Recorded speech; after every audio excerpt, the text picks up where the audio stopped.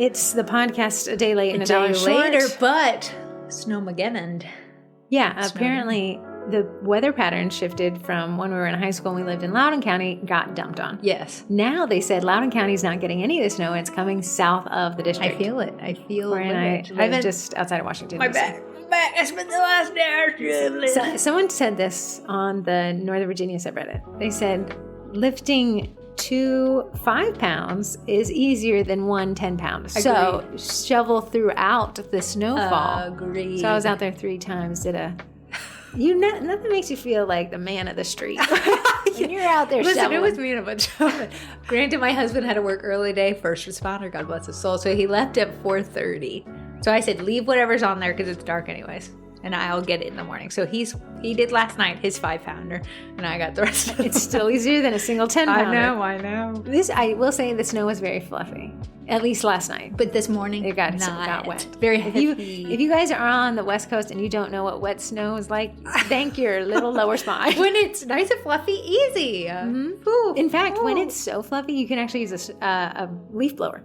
And just blow it away. This morning, compacted a little bit. I think it was heavy. And then if you're in a townhouse subdivision like I am, the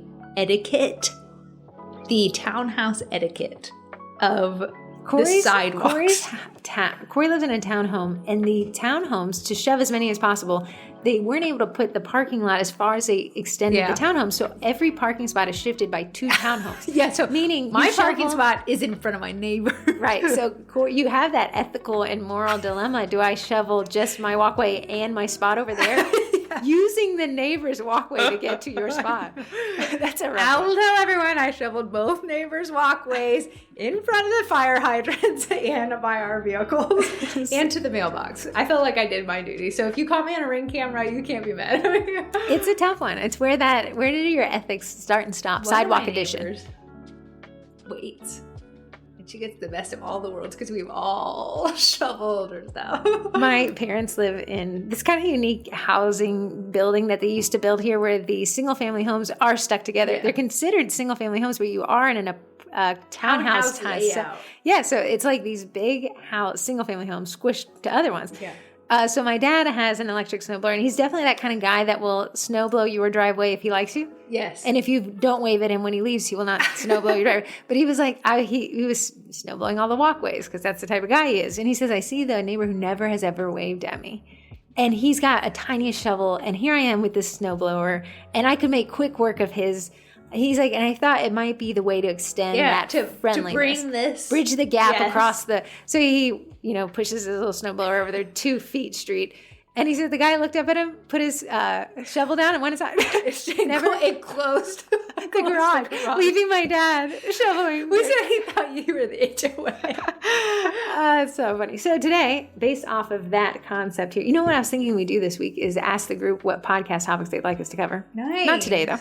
No. I want to talk about weather because this is a great example in our area that used to not receive much snow. This year we've gotten more snow than we've gotten in the last 10. And last year we got a lot of snow too. It was one big dump. One big. This one's multiple ones, and they're saying another weather pattern might be showing up there. So we wanted to have a podcast dedicated to weather. I'm calling it Weather with Heather and Corrie. Oh yeah, Heather always wanted to be a weather girl. I thought that would be hilarious. And I kind of like cloud formation. Yeah. So what we're going to talk about is different aspects of what we need to cover when it comes to weather events and cookie pickups, cookie classes. Yes. Whether or not, pun intended, whether or not you think it'll happen, it will. It will. And it will when you're least prepared. Last year, I want to say we taught a March class and it 2 years ago. On our way to the class, and I'm like, how am I getting there? The wildest part of that is it was not supposed to snow that day. I know. And and I know that it's the weatherman is the only job you don't have to be right in. Yeah. You still get paid for it. But this one was they were quite surprised. I know. And it was started as soon as kind of people would commute to this class. So what Corrie and I did, we have a weather clause. We do have a weather clause. But this one was such a weird event because it's the weather clause is that we will let you know if we cancel the class, before the class, not during when the class should start. So it put us in a weird predicament. People had prepaid because we collect payment at time of booking. And it was actually a private class. They were all coming from Army wives. Uh-huh. And they were they started to get the emails like, what are you guys doing? Like, oh, we're here. The class is set up. I felt like me and Heather needed to be there in case somebody showed. Right. So we gave them this wild option. Yeah. You can show up and we'll teach you today, or you can opt out and we'll give you a credit to use at a future class. I want to say, 4 people showed? It was the smallest class we ever taught. I think we were supposed to have 12. 4 came. So that means we issued I know. It was a loss. It was for tickets. sure a loss. And it created a backlog of these credits never being used. Yeah, and then they would email, like, we want to do a class on a random Wednesday. And we're like, Right. So lessons learned there. Here's what we're going to cover with the weather policies. So the biggest thing is have a weather policy in place. What you don't want is to have the snow come and then come up with your weather policy. Yeah. That means that you will be refunding things or you will be dealing with irate clients. When you can think of it in the sunlight, the warmth of the sun, you can plan for just about every weather occurrence that could happen. What happens if the weather starts right before pickup? Like how you should freeze cookies, how you can offer to freeze cookies, the wording around freezing cookies, because people are weird, like, my cookies are old, you're freezing them, and to explain it and write it out in a way that's... Do it ahead of time. Because when the first flake falls, and hurricane, and tornado, and snow, and exponential rain, flooding, when that first thing falls, to scramble and then reach out to your clients does feel like, oh, you're freezing these because you've run out of options. Not you freeze these because they're actually a really great way to store cookies, and I do it all. Hearing that ahead of time makes it feel like, oh, this is standard operating versus like an after the fact. Oh, shoot, we can freeze these. Did you know that? It's fine. They'll be great. Give me your money. I'm not refunding you. So we don't want to have that panic thing. So Corrie and I actually, we use Eventbrite, and I know that it has an additional fees to it, but I like that it handles that crediting stuff and does the reminders. In the event listing, I have the weather policy. And you may be thinking, wow, that's probably a really long event listing. That event listing is so comprehensive. I think it's included in the cookie class kits because I love it. When I go to an event and it has 2 sentences, I'm like, I don't want to go to this event. I don't want to give you my money because I'm not sure you want to take my money. So that event listing, that description is what I can say. And that's what we always say. Like, you guys, we repeat it more and more times. You'll find people that just don't show up to class because they know they can't get their money back. They don't want to go, but they understand they've been told so many times. So the weather policy for our cookie classes is that in the event of a weather type storm, we will reach out to you preemptively with your options. In the event it's canceled, full refund. Absolutely. If you don't come, I don't want your money. I don't want to hold you hostage. If we don't come. You said if you don't come. If you don't come and we don't come. If you don't come and we come, we're keeping your money. If we don't come and you come, sorry, you can get your money. I will tell you, Heather knows I'm such a Scrooge. Because if I make it now, you better make it now. This is how I'll say to Corrie, like, hey, someone requested a refund and they're definitely within the refund window. So I'd like to I've gotten better over the years. It's just so frustrating to put in all the time. And I think we're able to sell their seats to other people. So Corrie has gotten a lot better. But lest you think Corrie runs for the refund, she runs away from it. Heather gets to hear what I want to say to them. But and then I type, hey, yeah, absolutely. You should see that in about 5 to 10 business days. Here's the thing. You got to always be aware that nobody is reading that part. No. Nobody is. And that brings us to our next topic. No one reads. Send the weather policy in an email if the thought of weather has entered the newscast. The great thing about local community groups is everyone's always talking about the weather. So it's always on the tip of someone's tongue. It's in their ears. So you need to be in their inbox before the day comes. So here's what I would kind of look like. And the example we gave earlier with the surprise snowstorm, that was a wild one-off use case. And I don't even think it's worth like coming up with the, and just in case it snows when it wasn't supposed to, I wouldn't even answer that one. But if I had a policy, if I said, so next week, they're thinking there's another snowstorm. For my pickups that I have next week, probably today, I would say, hey, listen, in the event that there is a snowstorm, here is the plan of action. And that's when you can implement, we have the ability to freeze cookies, and I'll talk about that in a second, but you would preemptively do that. What you don't want, and you've misstepped, is when you don't email your clients and then you get that barrage of like, what's the plans here? Like, what are we going to do? That's what I always say. If someone's emailing me, I've left out a step of the communication that I did. So I need to go back and say, what little gap do I need to fill because I left it open? Now, let me ask you this. I was working on your website yesterday. Would you put a weather disclaimer on your website? I like having things in more than one places. I think it would be. Would it be worth a top menu? No. Maybe a footer menu. Yeah. That way it's there. You can link it to people, Yeah, but that it's would be not good. taking up that ever precious top side. Typically, Northern Virginia, where we are, snow is fewish and farish. I say that, but I think I might have to restate this. I know. It's not fewish and it's not far between. So like last time it snowed and this time it snows, I had both pickups both today. I have one today, and last time when it snowed, I had a pickup then as well. So it was really me getting out, shoveling. And I was thinking, like, I have to think before these people show up, what are they going to do? And that's a lot to think about, because like, what if I was not able to shovel the snow? Mm-hmm. So I'm going to make them like walk through Right. it. You can bring your shovel and play. Yeah. I'm sorry. I just want to cover one last thing in the topic before. Have the weather policy. Have a weather policy for classes and for pickups. Yes. So don't have one for classes and thinks that just will insinuate that was meant for both of you. No. You need to have one for pickups when they're done at your home, and you need to have one for classes when they're done at a secondary thing. Yeah. The one thing with the secondary place is you don't know they're shoveling. You don't know What if are they they closed. doing? Absolutely. So you almost need to team up with them and say, hey, what does it look I like would if we include did that in my policy, is that the venue is the final call on whether the class can take place or not. Cookier sometimes friend me, so I end up with their stuff in my newsfeed. And like someone had a class, but the library they were hosting a class at closed that day. Yeah. Like, but she that's didn't horrifying. she woke up and with everyone else learned that the library was closed. Here's an example. Somebody had linked, it's a Great Falls, and it was like a place to learn crocheting or quilting. And I thought it was pretty neat. So I clicked to the website, right? Isn't that so where they're local to us in McLean? Yeah. Yeah, she asked us to teach classes there, but I was like, we're Well, at a that's so spot. neat. So whatever, I was reading about one of the people hosting, teaching the class, which I assume it's just a bunch of teachers coming to this location. And it was the quilting or crocheting or something. And it was like, and I this kind of hit me the wrong way. It said, in the event that class is canceled on part of the host, you will not get your money back. You can apply it to a future class. And I thought to myself, that's not fair. If I didn't cancel. We always say, treat your customers how you would like to be treated.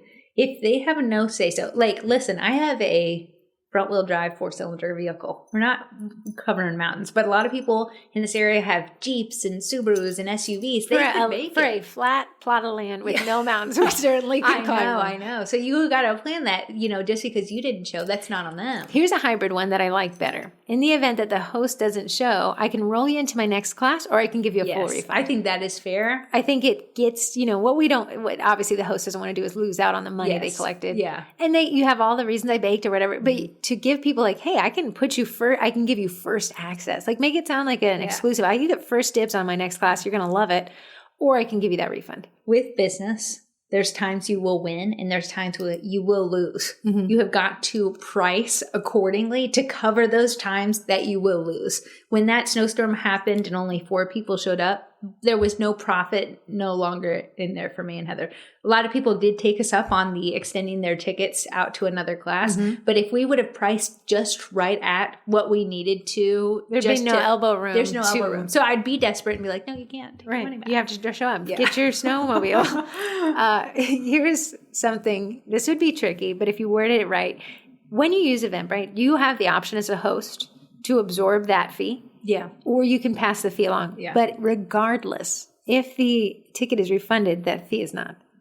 It used to be done, and COVID used to, and then now don't. If you had cited the reason for COVID, it would let you get it. Crazy. You could tell this, and this would be a rough one. You'd have to really be good at how you're going to word this. Like, hey, it'd have to be in your event listing. In the event that a ticket is refunded, your fees don't get refunded. It's $5. I want to say some of our local competitors have that. Yeah. It's not refunded because it's the Eventbrite policy. Corey and I do absorb the fee. Yeah. But you would say something like this. You could say, hey, listen, I can absolutely refund that for you. But if you choose the next class, you'll get your full ticket price. So incentivize I can refund you, but Eventbrite's going to keep those fees, which I hate to do that. So a better option, and if you're open to this, if we just roll you into my next class, you don't have to lose out on that money that you've worked so hard for, and Eventbrite doesn't make its cut. Yeah.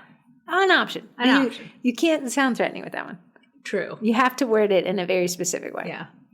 Moving on, we said get in front of weather events, have that plan in place already. And that includes having a policy for different types of weather events. I know in this area, we typically focus on snow, but there are flooding events. There are tornadoes. This is where having a good newsletter email list, posting to your social media, we know reach is hard.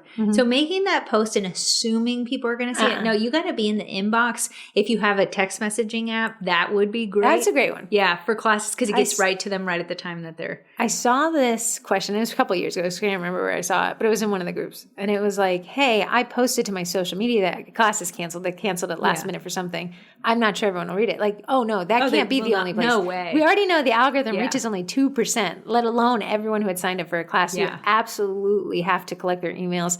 On Eventbrite, you can force it to collect their phones. If you're using Square, you can force it to collect phone numbers.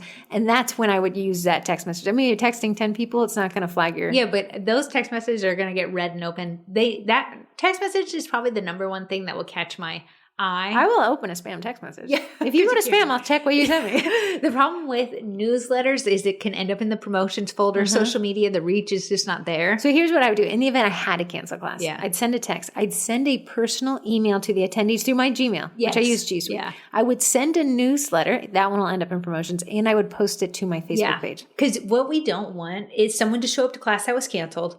And like, you're like, well, I posted to my social media. You're lining yourself up for a very stressful situation. For either a very unhappy person that will never forget that stress on you because they showed up. And they wasted a lot of time. And they've also braved a snowstorm. I know. That is rough. Yeah. So we want to get in front of it. So have the policy, your weather policy, and have it cover each of those types of weather events, even if you think or don't think. And then if we're there, including your cancellation policy in the event that the host needs to cancel for various reasons. You don't know whether you have car problems or your car can't handle that snow or whatever it is. What I see a lot of times, it ends up either in the cookie college or the sugar cookie market. My kid became sick last night. I need to cancel. What do? I didn't have anything in place. That is a little rough because you didn't have the forethought, and now people are paying the price for you not having the forethought. You can't change that your kid is sick, but what you could change is your expectations that were set ahead of time. That's one of the most, in my head, and I know some people don't see this at all, that is one of the controversial questions in the event that someone in the household is sick or that the baker is sick. The question is, should I cancel the orders? In my germophobic constant state, please cancel on me. Question for you. Cancel on me. I'm puking, barfing, throwing up, and crying. Would you teach the class without me? Yeah, I could. You would teach it? Uh-huh. You would? I could teach it. I could teach it. I could teach it without you. How are you going to set up your computer? Doctor the TV. How are you going to get the Spotify playlist going? I think they'd have a better experience if you had to teach it without me. But I think I could. I think they'd have the same exact experience. It's not like I'm decorating. You're not. Like I can come over and be like, you need to mess that up. You should get someone to teach you how to fix that. That looks horrendous. If Corrie were here, she'd tell you how to fix it. She's not. You know what I'd almost do? I'd almost see if I could pipe you in. Do a live. Anyway, she baked this yesterday for you. Would you, if you, okay. Is that Janice's back? Janice, you're really doing it bad. Janice, that was wonderful. If you had to, if your kid was sick with the flu, and you had orders. Yeah, I'd let everybody know and say, hey, and let them choose. I do like that choicey one because some people are like, lock him in his room and never let him out. No, I would definitely. What I don't want to do is someone show up to pick up when I'm like, here, Janice, here's your order. So if you are sick, cancel them. I would tell them, hey, this is what either like, hey, I tested for a fever and I'm in the thick of it. Because I wouldn't want someone working. I'd always appreciate if somebody gave me my money back because they were sick. That's me personally. And some folks are like, I already got it. Here's what I would honestly do. And I've made peace with it in my mind. If I'm sick and this order is due for a birthday and you've had it on the books for a long time. Would you bake it and refund them? No, I would reach out to my local competitor. Smart. Pay their rush fee. Oh, smart. So you're losing twice, but the client's happy. But they would just pay that person. So I would be at, the $20, $30 for the rush fee. Not bad. And be like, hey, so-and-so. That's why it's good to have a good relationship. Especially with somebody who can match your style. Absolutely. Unfortunately, my local competitor, who I love, is moving away. Gigi. Aww. She moved to Texas. Tell Gigi we need. But I would always ask her, hey, can I pay this rush fee? It's 1 dozen. That's actually a genius idea. Everybody wins except for you, but you keep a happy client. Yeah. I mean, and that client may switched to Gigi, which is fine. The problem is if they've had you on the books for months and then you cancel I think the it's week not of- fair they, to the they client. can't. They won't be able to find anybody But you else. know, like when they have disclaimers, I always find this. I used to be in the insurance world, Yeah. kind of. And there's the act of God disclaimer. When there's just stuff that's so far out of the control of humans that, okay, it's an act of God. Yeah. That's why we do have a ton of local bakers around here. So there always is going to be like an option that's local, that's, comparable to what I'm doing. And it's just having a good relationship with those people. And I think we've made good relationships with the people around us that I could reach out to them and be like, hey, so-and-so, do me a solid. I like it. That's a great idea. Yeah. That's a solid idea. Yeah. Because be out $20 with a happy person for someone else's rush fee? That would be great. Yeah. In event of a cookie class, would you do the same thing? I'd probably cancel it then and offer the credit to the next class or a full refund. Yeah, I think it would be hard to put that class on somebody else. That's a lot. I know. Because it's one thing to bake cookies in the privacy of your kitchen. It's another thing to be like, hi guys, welcome to cookie class. Yeah. Although I think some bakers may be open to Some that. bakers would maybe be able to just step in and like if everything's prepped, they just step in and That'd be teach wild. it. Yeah. That'd be wild. Okay, personal opinion, Corrie writes, offer a weather refund for classes and a freeze option for pickups because imagine if they had an accident on their way to class. That would. And now we have another, I know you're going to jump to my last topic, so I'm going to just merge these together. If you're having them come to your house, meet them at their car and have really good insurance. So flip insurance, right? Because if they slip and fall on your property and they make a claim against your homeowner's policy and your homeowner's policy, who is going to investigate why this person and find out you're running a business without insurance, they're going to deny their claim. And now that onus of the medical bill falls on the baker. I know. So I just am so worried about slipping and falling that let me be the one that's so Corrie said her solution, and now she has this really short driveway we just talked about. No driveway at all. You have this short It's just a walkway. parking spot. So when I make sure parking spot is cleared. Right. There's ice down, there's no snow, but I say, do not get out of your vehicle. Right. So Corrie said, I'll slip and fall on your behalf, and I will not make it clear. The solution here is have flip insurance. So that way, if there's a slip and fall, but you got to understand, running a business out of your house puts the liability back onto your house. That homeowner's insurance policy does not want to cover your business. No. Same with your auto policy doesn't want to cover your deliveries because that's not, that's out of the coverage of the policy. Yeah. So I'm more so let me fall and break my back and maybe drop a few cookies versus you falling and breaking your back. If I'm saying like, come to the door and I'll meet you there. Right. Make it. But some folks, rural areas, have really long driveways. I know. And that changes things a bit. But again, you can still, if they come up your driveway, we're back on your homeowner's policy. I know. I would say hook the dogs up to the sled and ride them down. I'm not coming. Ching, ching, Balto. The hell I want. So yeah, Corrie says I would always, so I had the freeze option. I would implement that in that getting ahead of. So let's say my plan is I'm going to have pickups, but I'm not going to have pickups, but I've already baked these orders. Yeah. What I'd say is a week out, like, hey client, there's a small possible chance there may be a weather event. In the case that we are snowed in, I'm going to freeze your cookies. This is how bakers store cookies to preserve freshness. So there's no issue on the quality of your bakes.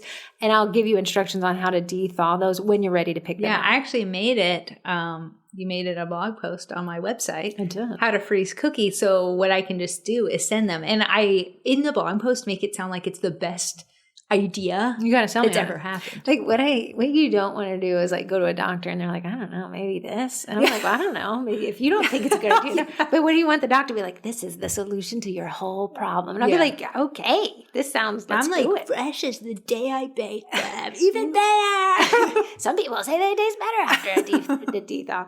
So get in front of that. Yeah. Don't do that reactive. Like, hey, listen, I'm snowed in and we can't get out, but I'm going to freeze them. Okay. And it's fine when I freeze them. Okay. Like that. You remember the general populace, we're not used to frozen cookies that have been baked a month ago. Yeah. We're not. That is a very odd thought to the general populace. Right. Corey's frosting and freezing and defrosting and thawing these things all the time. And I would not be able to taste a difference. However, if she told me, hey, this has been frozen for 3 months, I'd be like, I did not pay for a 3-month-old cookie because I don't understand. Right. So that education component ahead of time doesn't look like a knee-jerk reaction to try to keep their money. Yeah. I have a customer that we're currently mapping out what she wants. Its order is 6 months away, so there's plenty of time. But she was like, yeah, the chaos of a wedding, I'm worried that, I need to pick them up before I get into my chaotic wedding. So like a week earlier, is there anything like to keep them fresh? And I was like, hey, listen, I said, we have 2 options that we can do. A simpler design that can be picked up closer to or we can do your complex design and they freeze perfectly well. And she's like, oh, I didn't even know that. That might be a solution for me. So explaining it positively as a feature, not a bug. So that takes us through those. So let's just recap. Have the policy in the first place. Yes. Have that policy cover every event and every type of order, pickup, class. I don't know, DIY kit, whatever all this is, we need to have it ahead of time. Up anything, Then we're going to say no one reads. So, and you can't say like, did you not read in that footer link? My favorite thing is like when bakers are buddy with the person, like, hey, yeah, Jimmy, love you. Sign my yearbook. And then the customer is like, yeah, I'm not happy with this one thing. And the baker's like, per my T's and S's. Thank you, thou, for reaching out to me on this like we were just glorious day. Buddies, I regret to inform you that I'm rejecting a proposal for a full refund for your baked items. We call that lawyer speak, and Corey's ex-husband loves to jump into that. I'm like, oh, it's lawyer Rick today.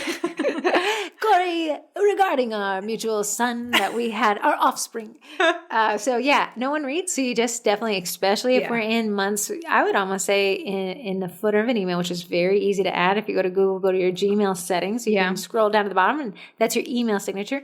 I would say in case of potentially bad weather, click here and just have that link to that weather Even policy. On your Google business profile, you can add updates. Mm-hmm. There's like blog posts, honestly, to your Google business profile, but they show up on there. So you can do that on Google. You can do that on all your social media, the weather update. I would say have a pre-canned a post that says, hey, it looks like we may be having weather next week. Here's what to expect from me, your baker. Yeah, you have a banner across your website you can do. Yeah, you can do a pop-up with that has that weather event, and just remember to take it down when the weather event stops.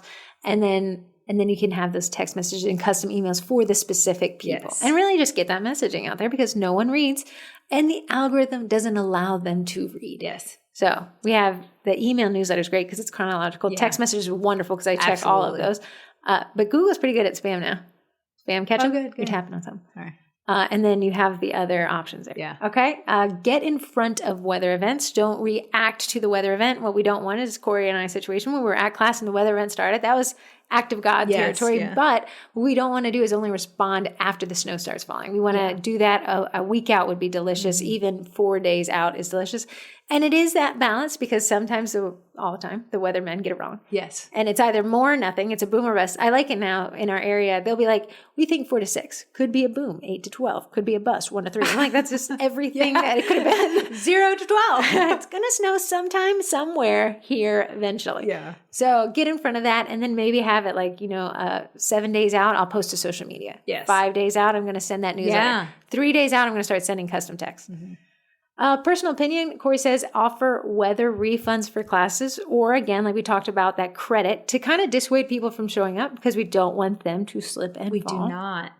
And for pickups, that freeze option is pretty great. Yeah. Because that really, you get to keep your money, they get to keep their cookies. Absolutely. You got that issue though, if that event is on, if their event that they need it for is that day, you better have flip insurance. And you could say, hey, listen, you can come, if you can come pick these up, you are free to. I just want to let you know, and this is where you're going to cover your butt. There's ice everywhere. There's tons of snow. This is a very unsafe environment. Yeah. You have the option to pick it up. I want to encourage you. And again, it's going to say in the court of law, if they slip and break that arm. But I'm going to be like, listen, here, I don't give my cell phone number out to hardly anybody. But I said, listen, here's my cell phone number. As soon as you pull up, text me. Don't exit your vehicle. I will be exiting my home with your cookies. Stay in the car at all times. Hands. Please keep hands, arms, legs, insurance policies. And then that last one is if they do pull up and you have, just even tonight, there'll be a refreeze of this. Yes. So you can say, get it. Make sure you have that flip insurance policy updated. Tell them to stay in their car, and then you take the risk. As business owners, unfortunately, we can't take the lazy way out. You've got to get out and shovel. put the ice down, because at the end of the day, you can't control if they stay in their car or not. Like I had one lady who was like, I'm really worried about the snow. I was like, stay in your car. And all of a sudden I see her hopping out of the car. I'm like, Ann, what are you doing? I'm coming to you. And can. But I had made sure that I shoveled, that there was, that you just gotta be. Kind of think in terms, there's this girl, and I was in insurance, so I think it's kind of interesting because it truly is a he said, she said. Yeah. And that's why dash cams are so important. But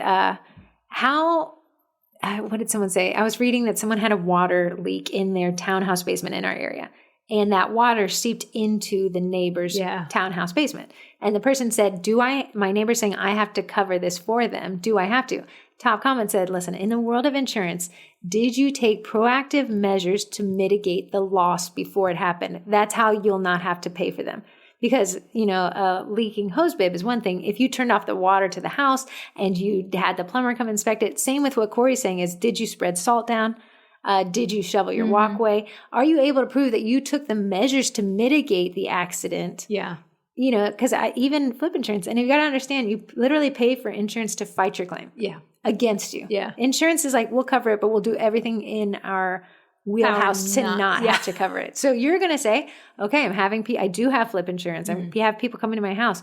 I plowed, I salted. You're going to take pictures of that. Yeah. If you truly want to cover your butts, Yeah. it comes down to really proving that you took the effort. A lot of people are like, no, my customers are so nice. They would never do it. At the end of the day, people can be put in an impossible situation. $10,000 medical bill. Absolutely. It's nothing on you. I cannot afford to fix my arm.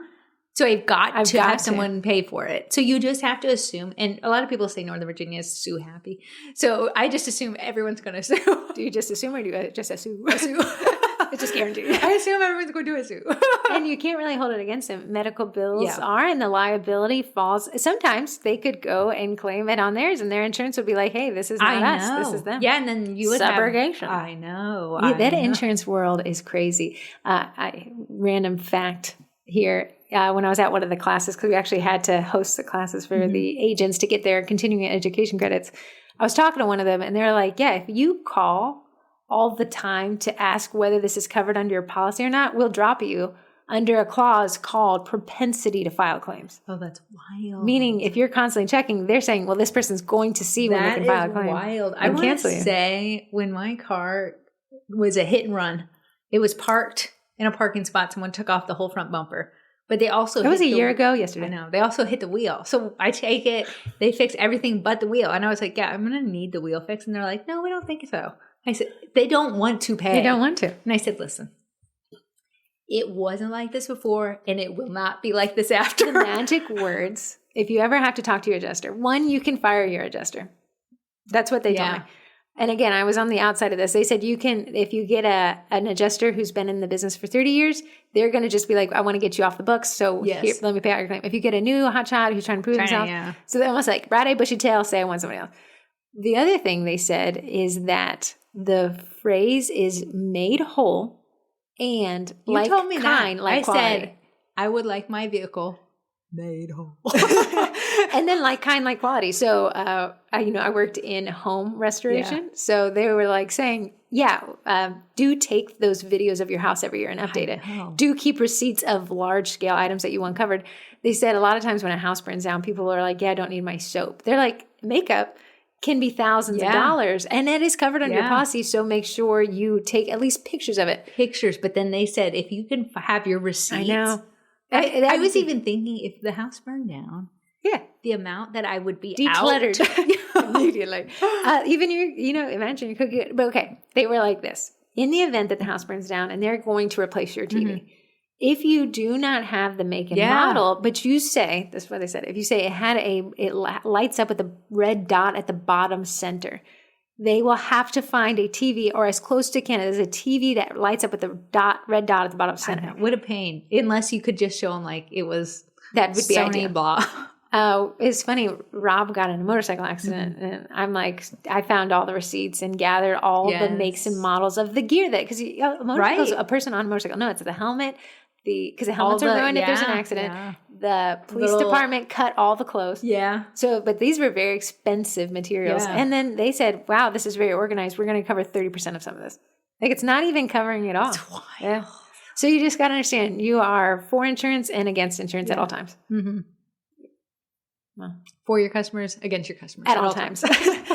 You hate them, you love them at all times. So that takes us through this weather event policy stuff. Maybe Corrie and I will put it on our website in the bottom footer. Yeah, let's do. That's not a bad idea. And that way you can link to it when the weather event, you can put it in your signature line. Yes, that's and a then good take it idea. out in happier time. Yeah, a great thing me and Heather also utilize is email signatures. And in those email signatures, they're very customizable. Mm-hmm. So it's cute. It looks like my brand colors, but like right now it has a quote like, it says a balanced diet is 2 cookies in each hand. But I could change it to weather patch. That's a plugin that we found. We're in a lifetime deal on it because they took a risk. I do love it though. But it's a Wise stamp. Now, that's not the only custom signature, but boy, does it make them cute. If you're trying to save money, you can do this by yourself in Google. You can even make them in Canva. They're more comprehensive when you use these third-party plugins because you can have hyperlinks and pictures and Instagram. And every time I make an email, it just pops up already. Right. There. It's pretty neat. Yeah. Pretty neat. I said that's one of my better lifetime deal purchases. But utilizing any and every avenue is going to save you from an unhappy customer at the end of the day. When it's made very clear. I had to fly out this weekend, right? And it was like, do you want insurance on your plane ticket or do you not? And I was like, no. And I was like, okay, in the event that anything happens, either you or to this plane, you're not getting your money back. Do you understand that? Yes. Now I'm like, what? Okay. Right. Yeah. I said I understood it. Yeah. So now in the event something happened, you wouldn't see me raising my hand. Yeah, because we've covered our bases. We offered it to you ahead of time. Yeah. Right. That is all we have for us now. It's so funny. We're not recording this podcast because... We're not recording it visually. We're not visually recording it because this was last minute because we thought the snow was going to be a little bit worse before we journeyed out. But it's funny, we uploaded it to YouTube last week and now our family who has never listened to the 198 episodes are very attuned to the YouTube channel. And Corey's husband said, I thought you singing was just something you did in the privacy of our own home. I said, oh no. But seeing you bellow to these poor people this for is what he said. embarrassing. Sir. Listen, we're not. It's been 198 episodes of embarrassment. Power on through. Okay, moving on. The Cookie College is actually a great buy and you should sign up immediately. What do you guys want from me? What do you want me to say? Do you want to make more money? Sign up. Do you want to make less money? Don't sign up. Do you want to have better customer relations? Sign up. Do you want your customers to slip outside? Don't sign up. Do you want the literal weather policy I write for you? Sign up. If you don't want the weather policy and you want to be liable to your insurance, don't sign up. We'll plow your yard if you sign up. We will add snow to your yard if you don't sign up. I will bring the snow here today. It is, the Cookie College is a monthly membership. So when you sign up, you are a member. You can cancel anytime. You just need to go in and make sure you press the cancel button. We love to have you for as long as you'll have us. A lot of people join at the beginning of the year and towards the end of the year because that is a cookie type Super Bowl. We got a lot of holidays coming up where Valentine's Day is Friday. Then I already see people searching out Easter. Oh, I'm ready. I'm ready, Betty. Why? Just for the weather or for the cute bunnies? No. In my Feb freebies, there's some Easter content. Yeah. You're going to love it. Easter, we have, what is the March one with the leprechaun dude? What is that called? Look at the Irish. Yeah, what is that called? No, now you're asking me. I got to pin my February freebie. We have so many that are coming up. The Cookie Class Kits, the next one we're working on is Mother's Day. It's cute. We have a Father's Day coming up. There's so many holidays that are squished. Teacher appreciation and graduation. It's coming, man. People are already talking about all of those. They see it on everyone's socials. What did you tell me? When do you need to order cutters? About 6 weeks out. Some shops are longer to take. Some shops are not. So right now, if you want to utilize and make the most money in your business right now, sign up for the college. Take a break during the summer. Come back towards, back to school and all that jazz. I better see you come back. We have tons of courses. We have tons of classes. We have a private Facebook group and a private podcast. So there's something for you if you're trying to learn visually, audibly. You're going to hear it. You're going to see it. And you're going to partake in it. But we love the Cookie College right now. You can sign up at $73 a month. $76 a month. Over that. Yeah, because you've changed the price a million times. No, we've raised the price one time. You have lowered 68. Then we went to 76. Yeah. That first Bendy Blendy, we went back to 68. We went back to 76. Confused. There's only two numbers. $76. Then we went to 63 that one time. Yeah, there you go. $76 a month. You can sign up any old time. When you get in there, if you're like, I only got $76 to sign up for a month, get in there, download everything. You get all of the Cookie Class kits from Did we start in 2023 and Mm-hmm. 20? Wow, years. 2023, 2024, and everything that's been uploaded for 2025. Plus, you can get into the community group. We have freebie photos to help you. Like I posted these felt letterboards that I collect. Odd collection. You have a lot of them. I do. How many do you have? 10. Wow. All colors that I liked it. I get them. I see it. You posted 3 versions of Happy Valentine's Day felt letterboards. Yeah. So it's like if you're like busy baking, but you're like, I do want something to post. Here's those what things are every great. second Monday I teach a Facebook Live, get to know your membership 101, right? And it's repetitive, but that's because we have members coming and going. Sometimes I get people from 3 years ago and they're like, yeah, I just want to see what's up. Yeah. But what I said is the freebie photos are great in terms of the engagement ones, like the Happy Valentine's Day. You could type that out. You could make a Canva graphic. But Corrie incorporates a very simple cookie around the phrase. Yeah. And I said, it's one thing to say Happy Valentine's Day, which is easy to do. But it's another thing to say Happy Valentine's Day with a cookie floating around the image somewhere. I love that associates that business with cookies. Yes. Yeah. Because I can say Happy Valentine's Day and take a picture of a roller coaster. That doesn't chime in with my audience that this is a baker. Yeah. Sometimes I see this is a risk taker. A risk taker. Sometimes I see bakers like use AI photos, but like the Valentine's Day, the E and the T have become one because AI is like fingers in cursive. Listen, get it away from me. But the community group is also great for putting like, hey, I did not set up my snow policy and I got an irate person. And we're able to just really dig in instead of like don't clap back. Unfortunately, when you post that in the main group, people are like, steal their money. Have you tried murdering the customer before they ask for the refund? So it's a little harder over there. We could dive in just a little bit deeper in the college. But if you're like, you know what, I'm not ready for the college, but I do want to teach classes. We have the cookie class kits. You get membership. The 2025 class kits when you sign up for that. That one's $63 a month, but you get any kit that's dropped this year. So right now you'd get 3. If you signed up today, you'd get another one in 2 or 3 weeks. Yeah. So it's a really great way to get that content. And the weather policy is in there as well. Nice. Now, here's a fun thing.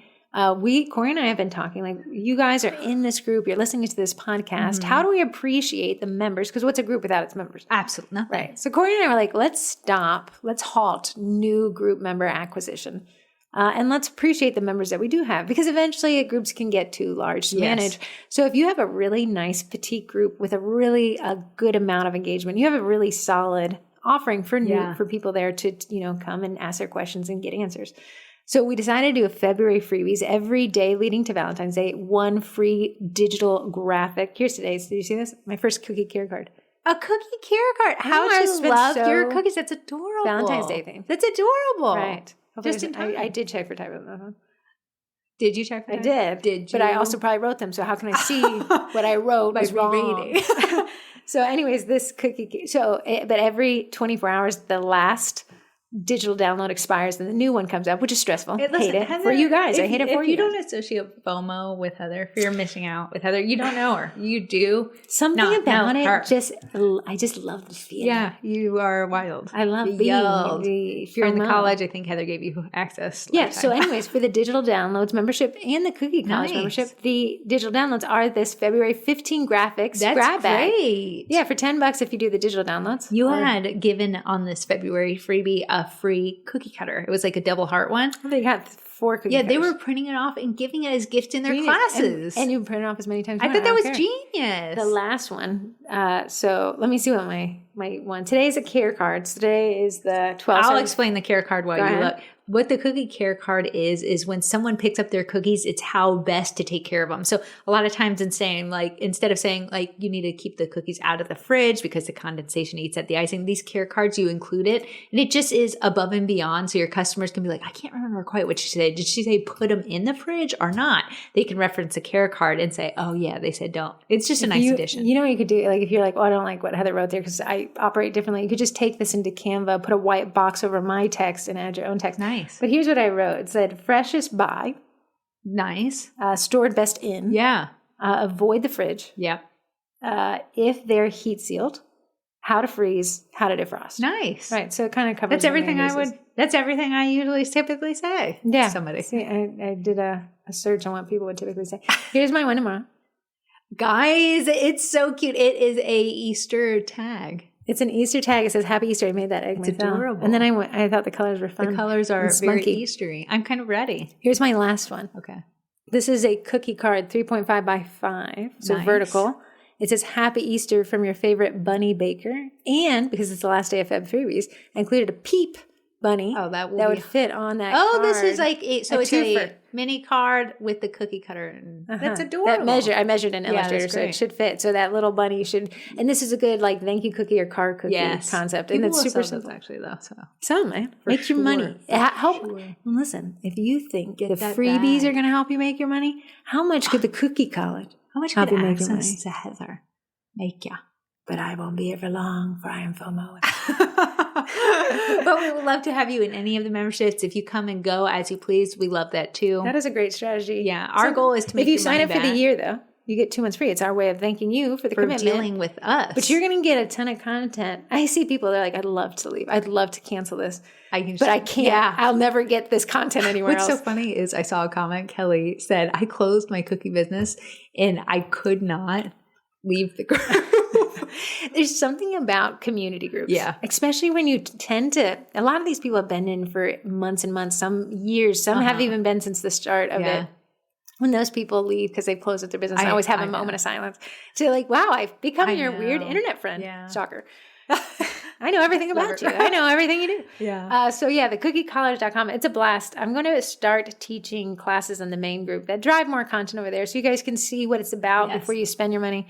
But if you like how the Sugar Cookie Marketing Group runs, if you like the February freebies, this kind of content times 10 is over there. Yes. Love it. Love it. Call to action. Get us our stupid questions. Oh, shoot. Get our stupid questions. So our next segment is the stupid questions. Are your questions stupid? No. Yeah. There's no stupid You have to be question. stupid if you want to win. The stupid questions is actually sponsored by the stupid goodness. car There's so tray. many texting questions. Stop. How many total? 1, 2, 3, 4, 5, 6, 7, 8, 9, 10, 11, 12, 13, 14, oh my 15, 16. So, okay, let me explain. The stupid questions is sponsored by the stupid car tray. What the stupid car tray is. Yeah, your stupid questions, okay? Yeah, it's a device. It's plastic made in the USA that actually flattens out your passenger seat. It levels it out. So if you need to transport cake, if you need to transport cookies, it keeps them safe. And it actually has this rubber lining to it. Mm-hmm. It has this Velcro top. So if you're driving like a maniac to deliver these cookies, you're good to go. Cookies will arrive there. If you do or not, we don't know, but the cookies will get to their destination. My number I am choosing. Okay. 11. Oh. This actually went 2 weeks ago because some of these are from when we didn't open them last week. So I said there was 14 total?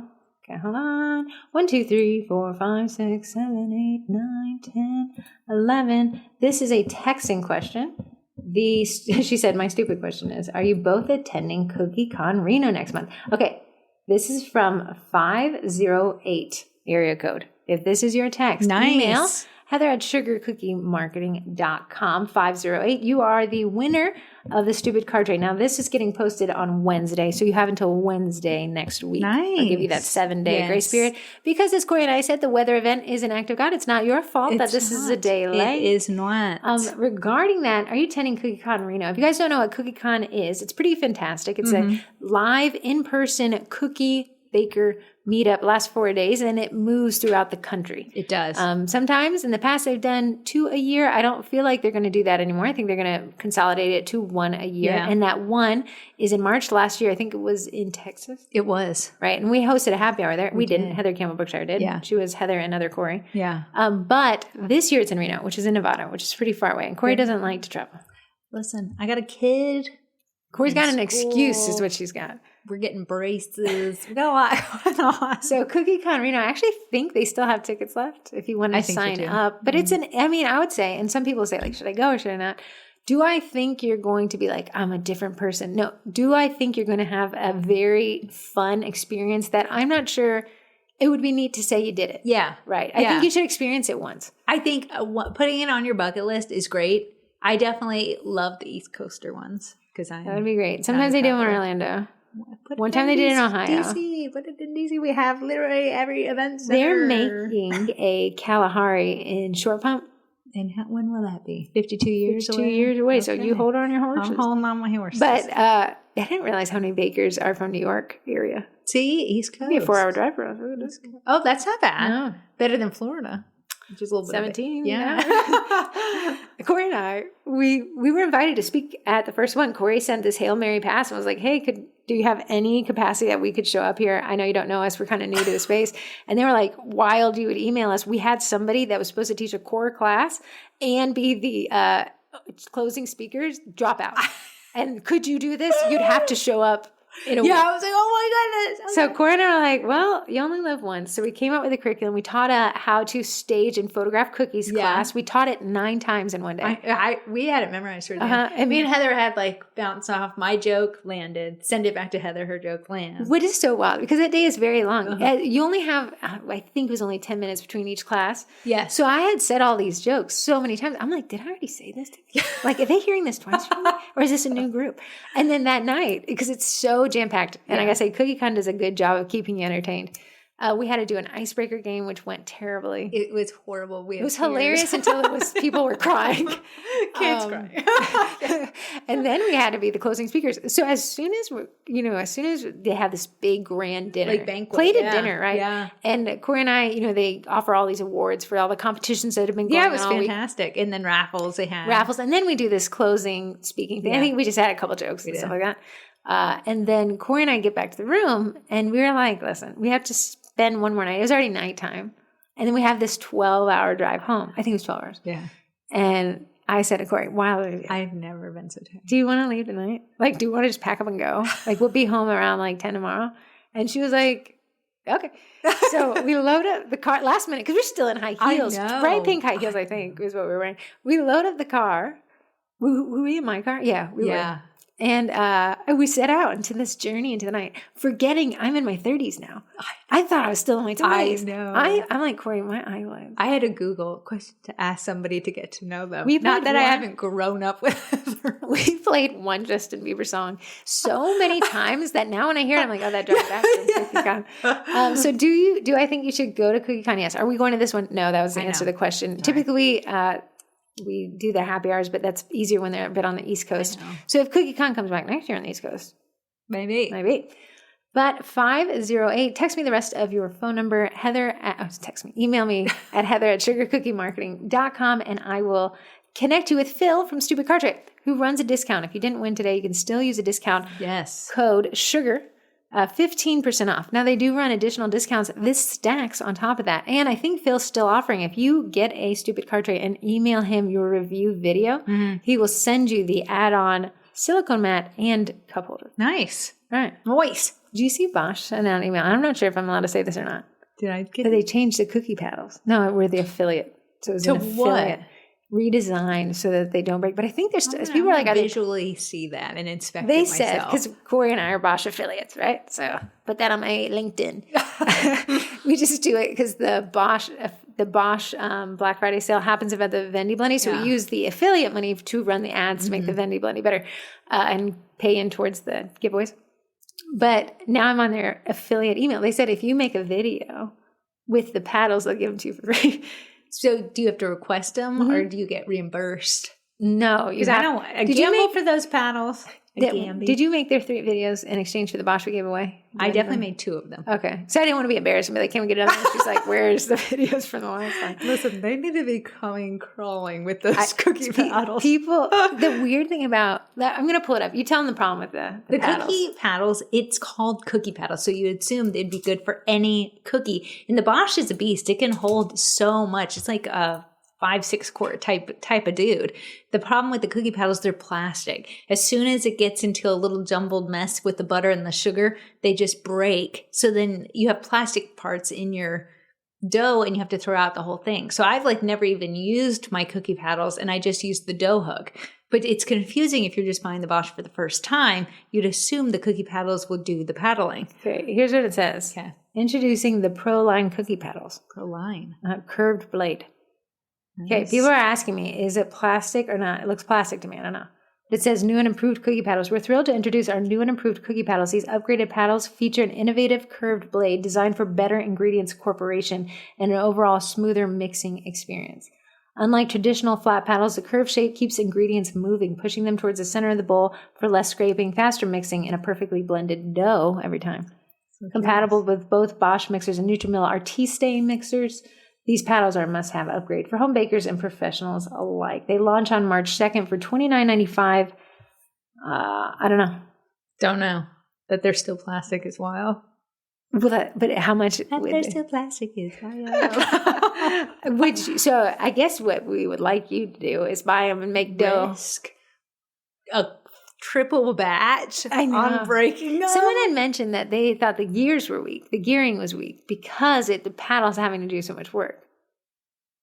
It could be. The paddle, it just breaks. The plastic snaps. It's like a guaranteed thing. If people I don't even know how to bake, but I know the Bosch cookie dough paddle is not the one to use. You need to use the dough paddle with the dough hook. Dough hook, yeah. Crazy. I don't know. It would be if you wanted to do it, but she's not going to want you to review and be like, don't buy this. Well, then I'm only going to tell the truth. Then maybe you should buy it. And do it myself. Yeah, because the other one has to be a review if you get the affiliate link. Wait on March 2nd and buy it. Back to our text messages. Let's read a few of these. Hi, twins. Let's be honest. I'm not known to text into anything, so I'm really just doing it for a chance to win the stupid card tray. I have been in the SEM group on Facebook for 4 years, and I listen to the podcast weekly. I want to thank you both for everything you do and all the time you guys put into getting relatable marketing knowledge out in such an accessible way. You two go above and beyond for your peeps, and it does not go unnoticed. Marketing question: what's your favorite way to get reviews, specifically on Facebook and Google? Savannah, thank you so much. Savannah spelled in the coolest way I've ever seen. Oh. Savannah. Oh, nice. The age and age. Savannah, I tested this out this year on my birthday. I said, good. People love to do something for you on your birthday, especially if it's free. Mm-hmm. So I said, the only thing I want for my birthday this year is to get a review if you've ever had my stuff. It ended up getting probably 8 reviews, and of those that stuck was 5 or 6, which is a lot. For me, it's more than you typically get in a year. So it was great. That was a great way to utilize me birth date. Great idea. Yeah. Savannah, if it's not your birthday, pretend it is. Just kidding. If it's not your birthday, a great way is to just ask and be like, it would help me so much. It would. If you had a anniversary of your business. That's another excuse. Great way. Like, you're a gift to me. It doesn't have to be giving me your money. Some people do great with incentives. I find that one a bit harder, but you're texting into the stupid card tray, so it clearly works. Incentives work. So, Savannah, you didn't win this week. We'll just text in again next week. One, this was very nice. That was a great question, too. Also, it was very nice. Yeah, you're very kind. Do this again next week. I'll tell Corrie only twice if you're number 3. So, yeah, asking for the reason. That brings up a great topic. Google had a glitch this week where all the Google review count numbers. The count numbers went down. But the reviews were actually there. If you hand counted your reviews, they were correct. The total count number. But I saw yesterday it was reversing the glitch. They said they were on the case. So if you don't know what we're talking about, you miss nothing. If you do know what we're talking about, you're made whole. I suffered greatly. I would like to be made whole with my reviews. Here's a Buzzsprout texting question from Memphis, Tennessee. Memphis. Have you been to Tennessee? Have I been? You're the only 10 I see. Oh, thanks. It's because we're twins. You have to say that. And otherwise, the other 10, I saw me seeing because I'm from. I saw me leaving. Love the podcast. It's my favorite thing to listen to while decorating. Big question for you: is there any chance that eventually Facebook business pages will be allowed to join the SEM group? I miss so much content because in order to see the group, I have to be logged into my personal profile. The majority of the time, I'm logged into my business page, and I rarely switch over. I'd love to see the SEM content from my business page feed. Thanks for the consideration. That's a great question. And in the past, there have been people. The problem is there's too much anonymity when you're behind your business page that you can do a scathing. And I'm sure Memphis, I know you're probably not. The problem, what we have experienced in the past is people will make a personal profiles as business pages, which you're not allowed to do. That violates the terms of service, but people do it. Yeah. Then they feel that they have the unmitigated freedom to say whatever they think. So they hide behind these pages, and we can't tell who. I can't tell who they are because it's a profile page. I Love Jesus Cookie.co is the meanest lady in the world. And we don't know who I Love Jesus Cookie.co is. We just know that that's a problem. And now Facebook's unveiled and kind of firmed up the decision not to allow pages to join, which is still a great question. And I wish we could. But the anonymous posting and anonymous commenting that is now a feature in groups has really allowed toxicity to reign free, because when nobody knows it's you, except for the admins, just so you know, admins will always know it's you. Yeah. So if you think you're going to say something that would get you canceled, somebody knows it was you. It's really created a cesspool in every sense of the word in the community groups that we engage in of people just saying things that they shouldn't. Yeah. So just because people can hide behind business pages. The only reason why we don't do that because it's making it harder to police the group. I feel like if I knew that I could look up your property records from your name, you're probably going to say something that's a little bit more kosher than say something that could get you canceled. So what actually, and I hate to say this, but what we've been doing is actually clearing out those profile page hybrids because it does create that issue for us. I know. So probably won't see that happen. But please come on, switch up. Here's what you can do. This is Memphis now. Memphis, what you can do is go like the Sugar Cookie Marketing page as your business page. Absolutely fine. Content gets posted there constantly and it mirrors what's happening in the group. Granted, you don't see all the content, right? Yeah. But you can see there as your page and be like, I'll go switch over to the group. So it's a decent thing. Also, if you're subscribed to the Wednesday newsletter, some announcements there. You're listening to the podcast. So, but we love you. That was a great question. I'm so sorry. And I hate telling people no. I know. Trust me, if everyone was just really respectful, it would be a yes. Oh, yeah. Because in terms of growing a group, having you guys in as pages would double our numbers. Yeah. The problem is some people have closed their businesses, but they still hide behind their cookie accounts, but they have nothing to lose at that point. I can't even leave my battery. They do not care. And anonymous posting, that needs to be studied because I've never seen people be so rude. Cruel. Yeah. Cruel. Sometimes I'm like, oh, you said what I wish I could have said right there. I would have said that. Anonymous 54991. Yeah, it was in this group. Anonymous comedy had gotten so reckless that they finally disabled it. It's crazy. Nova Moms. A mom's group was so toxic they had to disable anonymous comedy.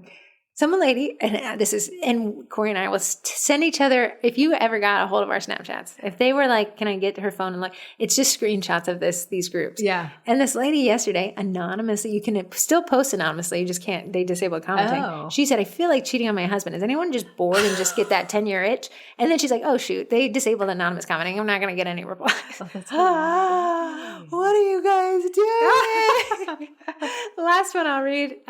Hey ladies, I've noticed y'all say things like, I don't like hashtags on Facebook or use emojis. We love to see posts with emojis. In situations like these, are these personal preferences or a general marketing rule? For instance, as a 65-year-old grandmother, I don't use a lot of emojis and I tend to see the usage more so with the younger generation. Also, I personally use Facebook hashtags when looking up things on Facebook. Thanks so much as always, and I love you both. Signed, the self-designated SEMGG, Grandma Gigi. Oh, Grandma Gigi! You're totally right. Heather loves an emoji. Me, not so much. I use about one or two. Here's my preference. An emoji in the first line is a marketing strategy. I like that. The rest of them, I find it creates a guide, a visual guide on what to read. And do I overuse them? I do. Yeah. Market research, though, looking up hashtags on Facebook is next to none. So you're one of the few people who do utilize that. The majority of people do not utilize it. So that's not an opinion piece. That is marketed research that just has come back. For some reason, Facebook and its search feature have always been in conflict with each other. In fact, there's a constant running glitch where it just won't pull up the things when you click a hashtag. Hashtags on Facebook, we used to be able to tag posts with them. Yeah. They've disabled that. I want to give you feedback if, sometimes me and Heather in the past have used hashtags like something to bold it, like hashtag Woodbridge as an eye-catching thing. What I'm seeing people doing is hashtag Nova Baker. Unfortunately, when you click that hashtag, it's showing all of your competition in a nice, neat row. So that's not something you'd technically. The most recent hashtag I actually use hashtags in Corrie's community group for the daily, because I categorize each day. So today would be Give It Away Wednesday. Use that as a hashtag. I don't believe people use that. However, it creates a bold hyperlink there. It does. Now, for the Feb freebies, I did use that with the intention that people would click on that and be able to find the past posts. Here's the thing. Feb freebies, it's not a common hashtag. So anytime someone would click that, they would just be introduced to every February freebie. That's 14 of them. What happened when I clicked on it, it took me through my 14 Feb freebies. And then the posts below that were absolutely random. And I don't even know, they were not in the group. They were just random people's posts. So I'm not really sure. So from a marketing standpoint, the hashtags on Facebook are not as valuable as say on Instagram, and even Instagram has devalued them over time with the inability to search chronologically. So right. So, but she asked an interesting marketing question. She said, I'm 65. Who is your audience? Who is the typical age that buys from you? If it's 65-year-olds, you not using emojis may be the better strategy here. If you say I'm 65, but I'm getting a lot of the housewives that are in their 30s. Young moms. I'm going to say I'm not a housewife, but I'm in my 30s. I like the emojis. It's very attuned to that age group. So you can say, if I typically get orders from grandmothers, I can say my grandmother does not use emojis. She's trying. Yeah. She'll send, if she sends anything that's outside of smiley face, she'll be like, did you see I sent a different one? I said, I did. That's very good. My dad, 65, emoji lover. Lover of emojis. He communicates through hieroglyphics. We have to interpret them when we get them. I don't think you're right or wrong to use emojis. I do use them to get the scroll to stop. When I'm inflicting group rule domination, I use the alert. Like, hey, guys, don't let this get political. Or, hey, guys, answer the question, stay on topic here. And then I do use emojis to soften the blow sometimes. A little crying guy, like, hey, that expired. That Fed freebie is no longer accessible. Crying emoji. But one goes up tomorrow. It's an option there. I don't think Gigi is wrong to not use. Great question, though. And it's just think about who your audience is. It's asking the right question. Yeah. I don't use this. I don't prefer to see it. Should I be implementing this in my marketing? Right. Love that, Gigi, Grandma. I'm going to add this one. Sure. Emojis seem fun, and bakeries should seem fun. Overuse of emojis is not fun. Too many emojis. Yes, Corrie has some emojis she doesn't like. And sometimes I use them just to make her mad. Don't shrug at me. What? Don't shrug at me. My dad, I said, can we just not use the thumbs up? That makes me feel dismissed. You're done. You're done. And so is this conversation. My mom uses 3 dancing ladies to leave a conversation. We call it the ladies dancing right out of the conversation. But she was like, no, that was such a fun thing you said. I'm not going to reply otherwise, but here's 3 emojis so you know I read it.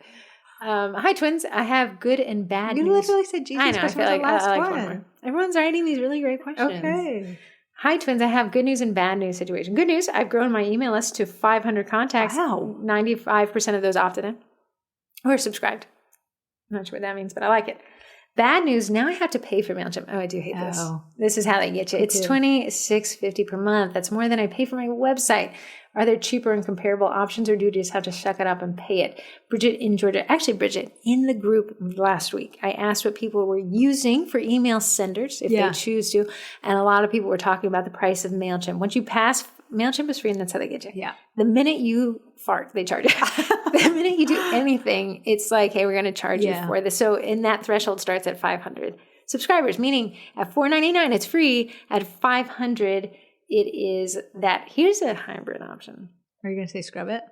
Yeah. So what happens is people subscribe to your email list and then they never open things. Over the course of your business. It's hard to do. Scrubbing lists is hard. It is. You've been in business, let's say 5 years. The people who signed up 5 years ago may not live in the area anymore, but you're still paying for them.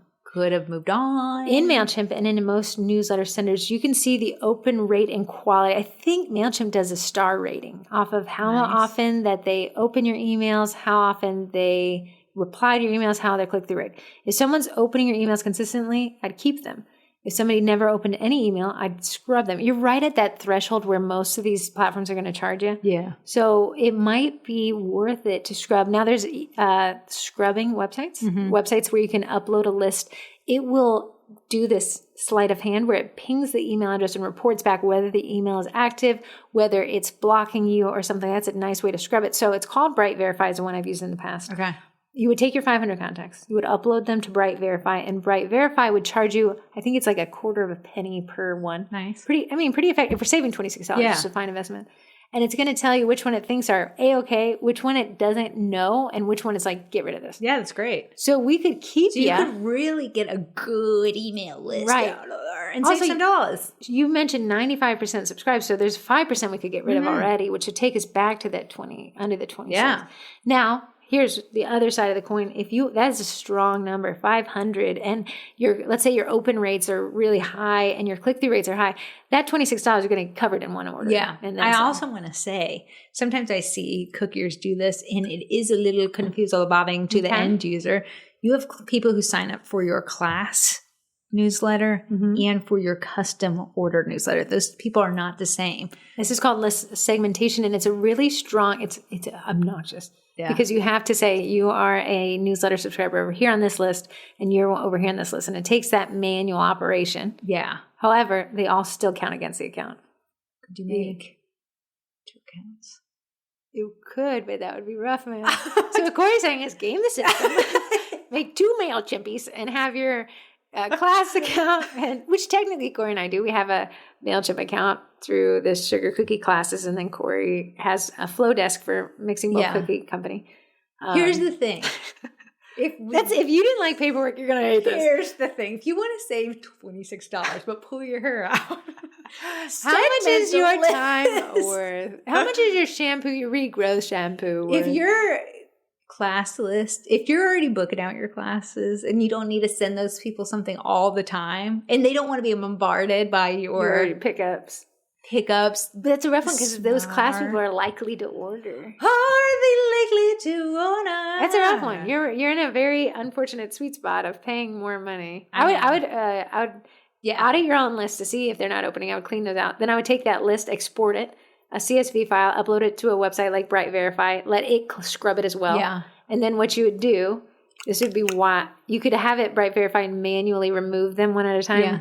Or you could delete all your contacts and re-upload that, but you'd lose their history. Rough. $26. $26 over a year. What would we be looking at? Is it $26 a month? Uh-huh. Well, 10 is 120, so you're looking at 240 something. 50. 260, 270. 20. She said 26.50. What do you think it is? 270. 318. Oh, gross. MailChimp is so clunky. Like I said, there's a way to game this. But there are other newsletter senders that have better options because they're trying to compete with the market share of. Here's an interesting one. It's not cheap. Flowdesk. She literally is emailing for cheapness. It was $20 for the first year if you use an affiliate link. $20 a month for a month. So we're already saving a little bit of money, but then it goes up, but it has no cap on subscribers. Meaning you would you just go back to where then it goes up? Doubles the price. In the next year? Remember, you're in a grandfathered one. It said if you take the risk on us and buy it now, you get a lifetime deal, grandfathered at $20 a month forever. But it means you can't leave them. We're a sucker for lifetime deals. Right. I love me an LTD. I'm in LTD groups. But, it's a rough one. Okay. Moving on. If you guys want to, let's go to the sponsors. Stupid Car Tray being a sponsor. Code SUGAR. 15% off. And you can also text in to 571-556-5644. You have 7 days to claim a Stupid Car Tray if your text was one, which we said that was 508 today. And you guys can enter in every week. Your questions are great. Thank you. Thank you. It used to be a sparse. I love this segment. I know. Moving on, without our sponsors, the rest of them too, we would not have this podcast. So if you support them, you support us. First is the Backers Co. The Backers Co. is a food photography backdrop that transforms your home into the perfect photography setup. If you've ever seen a photo by me, it's on one of those. They are matte, which means there's no glare, so you're not going to have the annoying sun in the lens, which is great. They are food safe, which we love. Scratch resistant, so put those props on there and scooch them around all you need to. Waterproof, so if you do something that's a little greasy, you can wipe that right up. And you can save 20% by using the code SUGARCOOKIE at checkout. They are fantastic. I love the L brackets. Been using them a lot with my sourdough photography. You have been doing great about that. I have loved it. They have bright colors, so you could do brand colors. I think towards Easter. Oh, they have a bunch of pastels. And that's great for that Easter vibe. A bunch of pastels. Which is going to very much match my cookie Keurig. I always suggest to start off easy with the white matte finish. Super white matte finish is what it is called. And you can dress it up, dress it down. It's a go-to. It's one I grab the most. If you're asking what I like the most, it is that one. Next, I would suggest a wood grain one. It's great if you do a light wood grain. You could do it with breads. I love it for teacher appreciation. I love it towards Christmas because you get that little woodsy, piney feel. But then a bright brand color, if your brands are bright like mine, then that's a great way to really showcase your brand in your branding. Branding. I said brand too much. Sounds weird. And that's code what? That is code SUGARCOOKIE, singular. Then we have Eddie the Edible Food Printer. I said something a couple podcasts ago. You did. That photo app is paid. The one where it says 1, 2, 3. It's a one-time payment. I think it was $130, $150, something like that. Okay. Because it's built by a third-party company. So just fixing that there. If you don't know what I'm talking about, I think Easter is a great time for Eddie. Yes. Because I saw this design. Don't know who made it, where it's on. I just thought that was beautiful. They took the Peep bunny shape. Yeah. And they printed these stunning, I don't know, not filigree, but like china.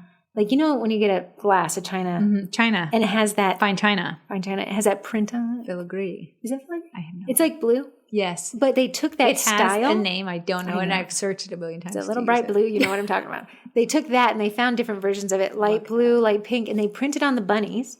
And then they added a 3D floral tail. Nice. And it was like such an aesthetic vibe. And they did that with Eddie. Vintage Italian is what they're calling it. I was in the wrong country. Yeah, I don't know. Printed on fine china. I feel like it is always printed on a very white porcelain glass. It is. I know exactly what you're talking about. Eddie is a direct-to-food printer. It would take that pattern and print it onto the cookie, which is an edible ink, and it really can just level up your game. It is, and you can use it for corporate orders, but you can also use it to replace all of your stencils. Here's an airbrush. Corrie planned a surprise party for my sister Ashley. It was Taylor Swift thing. Taylor Swift has one record, one CD, where the cover of it is the image of clouds as the sun setting. It is the most watercolor, complex, almost watercolor clouds, right? Yeah. So cookies are like, well, I have all these Taylor Swift themes because it's why she was, doing her tour. Yeah. And they were trying to recreate that. And every time you'd see someone's like, how did this cookie get this? And they're like, oh, that's Eddie. So imagine not having to become a watercolor artist. Yeah. And in 2 seconds, you can recreate that. I know. It was fantastic. Easy to do. And it creates a great consistency, meaning that every single cookie that had that watercolor print on it looked like the other cookie. What I see a lot of cookiers doing is now for DIY kits, they're printing the image onto the cookies so whoever is decorating them at home can just follow the Eddie print.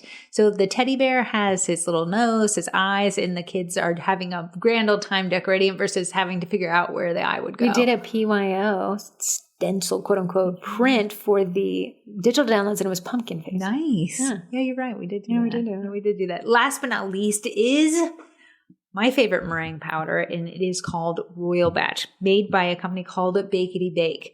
Royal Batch includes 3 ingredients already that you would probably have to add to it, and includes corn syrup, which corn syrup is added to royal icing to give it a softer bite. It has vanilla extract, which makes it taste delicious right out of the bag. You don't have to add anything extra if you didn't want to, but you can if you want to add a little almond to go with your vanilla. It totally works. And it has white food coloring, so there's no adding additional food coloring. It whips up bright white. So it's my favorite. I've used it for a few years now. Actually, went back to one the other day because I was doing this dye-free food coloring on our social media. So I needed the actual meringue powder to be dye-free. I will be sticking with my Royal Batch. Tell me, how can I watch this content of which you reference? Do you want to go into my dye-free journey? I would like to follow the dye-free journey. Okay, we've been testing out some dye-free food coloring because there is a red band that's coming, don't worry, in 2027.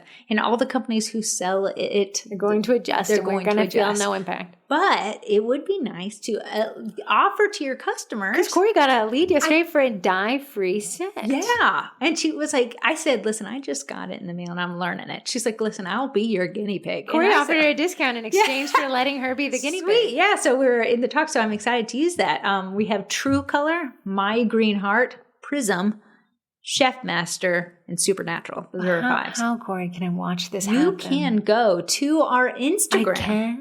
Yeah, and our TikTok. You can find them both there. Our Instagram is at sugarcookiemarketing_. And our TikTok is at sugarcookiemarketing. You'll be happy to realize that the Instagram logo is pink again. I had changed it, and we talked about this on the Meta Verified podcast episode. I changed it for the Vendy Blendy to Vendy Blendy orangish yellowish. Yes. And then when I went to change it back after the 24 hours, it says no. Meta Verified profiles can only change every 60 days. Yeah. So we finally got it. We're back to red. Just in time for the Vendy Blendy. You don't think that's red, do you?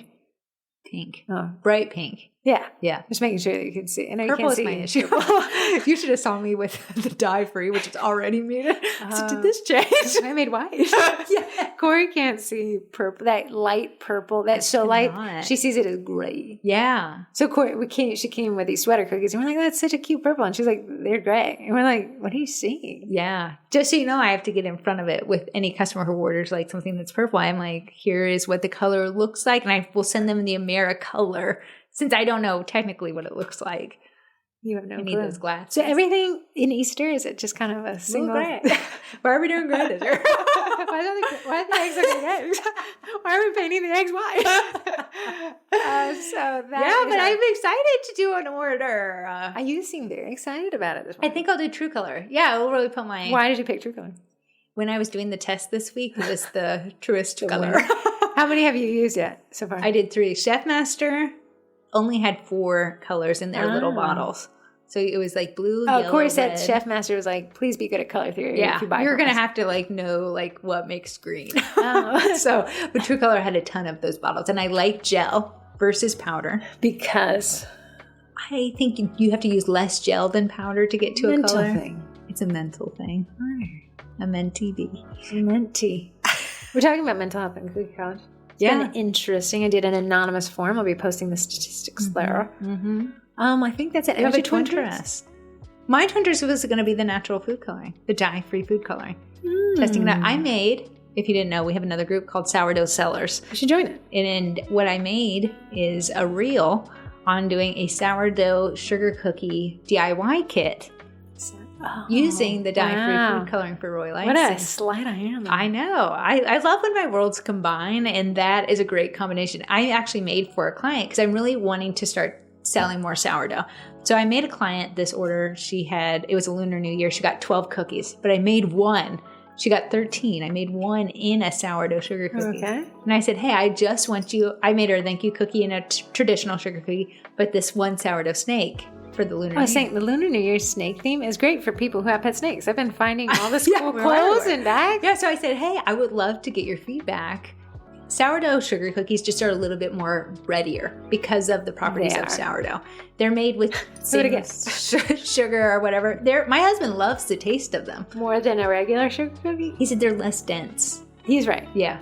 I could taste a difference. I do think they're more airy. Airy and cakier. Cakier. Yeah. Yeah. So I said I would love your feedback if you could try both of them and just give me your feedback. I just want people to start associating no. Are you going to incorporate the sourdough on your website currently that screams sugar cookies? I am trying to. So if you saw yesterday, posted horrendously. I posted my banana sourdough muffins, a reel.